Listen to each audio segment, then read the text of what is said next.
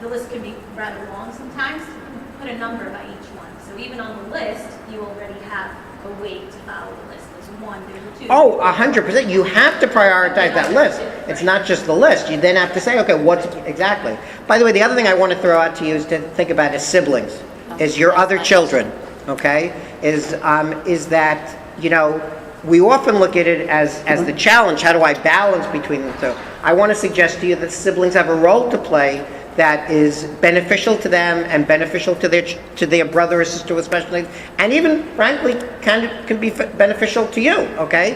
An older brother or sister, my grandchildren, 6 and under, right? They're pretty, but the 6-year-old, the 5-year-old, they help take care of the younger ones. Now, they're not going to do it for 3 hours, but can they play can they play for a little while? Can you, Joey, play with Ben for a little while I take care of Hannah now, for a couple of minutes? Yeah, he can. And that's an important value. And that's you're creating bonds between them. And we should foster those bonds. I want my grandchildren, and I think my children want them to love each other, to connect with each other. Well, part of connecting is by spending time together. Will it erupt into a fight sometimes if it goes for too long? Even if it doesn't go for too long, yes, it will erupt into a fight sometimes. But you should also know that the research shows that siblings, growing up in a family of, where there's a child with special needs, that by a number of different criteria, the siblings are stronger and healthier in terms of mental health and other kinds of things, and are more altruistic, more giving. I want my children to be giving.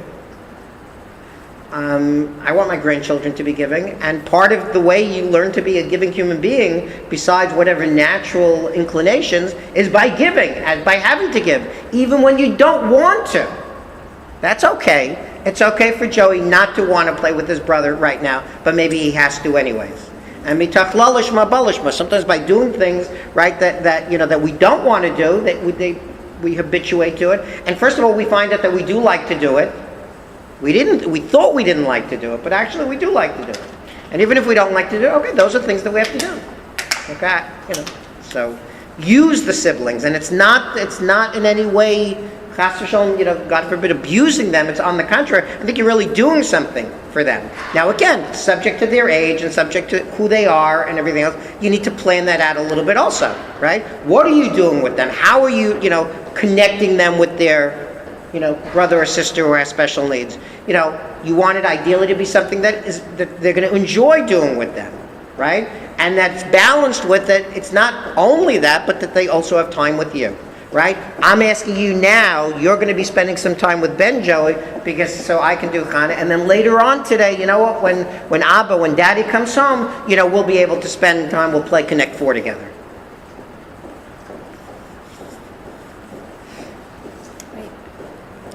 Thank you so much. Thank you. Thank you for coming.